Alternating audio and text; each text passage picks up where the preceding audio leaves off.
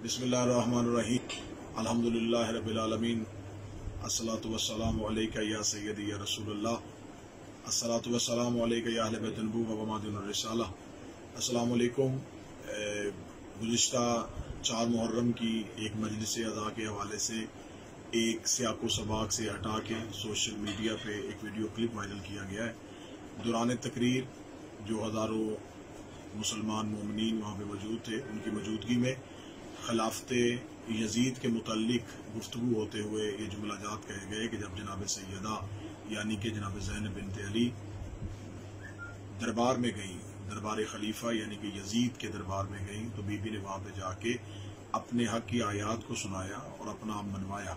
और उसके बाद जनाब ज़ैनब बिन्त अली का शाम के दरबार में जो खुतबा है उस खुतबे को पढ़ा गया और साबित किया गया कि बीबी ने अपने खुतबा में लफ्ज़ इस्तेमाल किया ए फासिक फाजर। ये लफ्ज़ यजीद के लिए इस्तेमाल किया गया था। इसी लफ्ज़ को, इसी एक जुमले को, इस एक क्लिप को उसके पहले और बाद वाली गुफ्तगू से हटा के पेश करके एक फ़िरकावारियत को हवा देने की कोशिश की जा रही है। मैं इत्तेहाद बैनुल मुस्लिमीन का कायल हूँ और मेरी रोज़ाना की मजालिस जो है उसमें इत्तेहाद बैनुल मुस्लिमीन पर जोर दिया जा रहा है, अहले सुन्नत बरादरान को दावत फ़िक्र दी जा रही है और मसालक में आपस में हम आहंगी और भाईचारे की दावत दी जा रही है।